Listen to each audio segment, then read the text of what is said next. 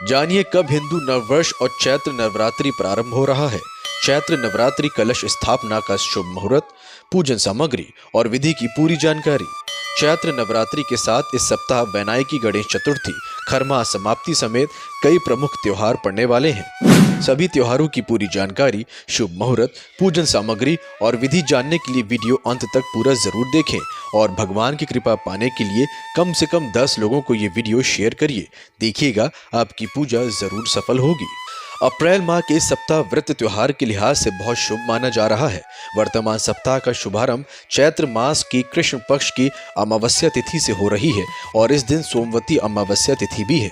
साथ ही इसके अगले दिन हिंदू नववर्ष और चैत्र नवरात्रि का प्रारंभ हो रहा है।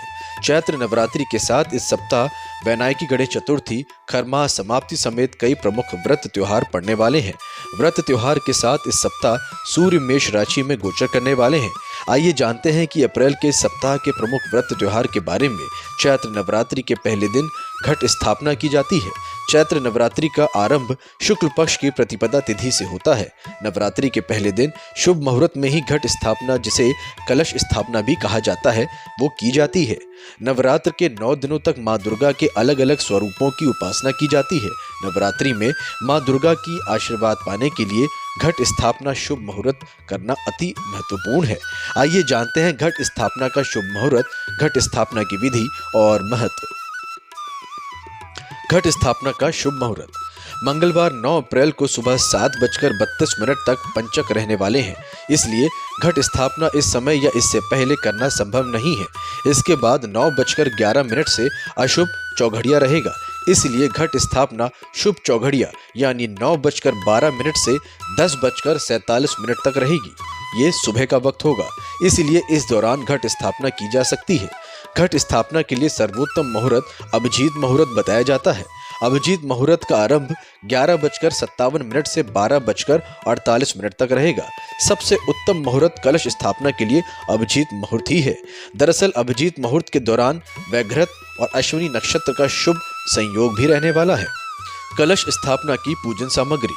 कलश स्थापना करने के लिए सोने, चांदी, तांबे या मिट्टी का कलश, नारियल, लाल चुनरी, हल्दी, अक्षत, लाल रंग का वस्त्र, सिक्का, पंचपल्लव, सुपारी, शहद, गंगाजल, पंचपल्लव, रोली, जौ के बीज और काला कपड़ा ले लेना आवश्यक होगा।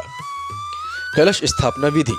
नवरात्रि में सुबह जल्दी उठें। इसके बाद स्नान आदि कर साफ वस्त्र धारण करें। इसके बाद अपने घर के मंदिर को अच्छे से स्वच्छ कर लें। घट स्थापना के लिए सबसे पहले कलश में पानी भरकर रख दें। इसके बाद कलश में सिक्का, सुपारी, गंगाजल, शहद और आम के पत्ते रखें। इसके बाद नीचे मिट्टी को फैला लें और अष्टदल बनाएं। फिर नारियल को एक लाल कपड़े में बांधकर कलश के ऊपर स्थापित कर दें। मंदिर की साफ सफाई के बाद उसे अच्छे से फूलों से सजा दें। कलश पर स्वास्तिक जरूर बनाएं। साथ में मिट्टी के बर्तन में जौ भी जरूर बो दें। सोमवती अमावस्या यानी कि 8 अप्रैल सोमवार का दिन। हिंदू पंचांग के आधार पर अमावस्या महीने में एक बार आती है। जब भी अमावस्या सोमवार को पड़ जाती है तो उसे सोमवती अमावस्या कहते हैं। इस दिन सौभाग्यशाली महिलाएं अपने पति को चिरायु बनाने के लिए पीपल के पेड़ की परिक्रमा करती हैं। संयोग से इस दिन सूर्य ग्रहण भी है, इसलिए इस सूर्य ग्रहण का अपने देश पर कोई प्रभाव नहीं पड़ेगा। यहाँ पर सूर्य ग्रहण दिखाई भी नहीं देगा, इसलिए सूर्य ग्रहण के निमित्त सूतक आदि मान्य नहीं होगा। हिंदू पंचांग के आधार पर इस दिन से नए संवत्सर का प्रारंभ हो रहा है।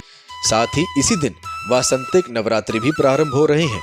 देश के कुछ हिस्सों में से गुड़ी पड़वा भी कहा जाता है। कलश स्थापना प्रातः काल से ही प्रारंभ हो जाएगी।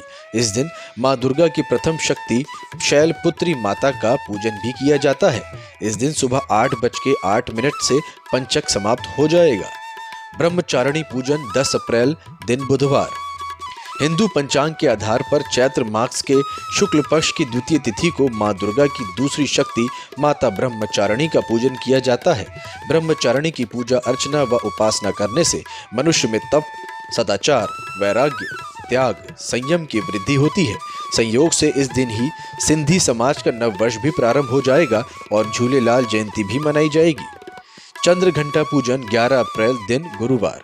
हिंदू पंचांग के आधार पर चैत्र मास के शुक्ल पक्ष की तृतीय तिथि के दिन मां दुर्गा की तीसरी शक्ति माता चंद्रघंटा का पूजन किया जाएगा। माता के मस्तिष्क पर अर्ध चंद्रमा सुशोभित है, इसलिए माता को चंद्रघंटा कहा जाता है। माता की पूजा व उपासना करने से भी कष्ट दूर हो जाते हैं और जीवन में सुख शांति समृद्धि का वास होता है।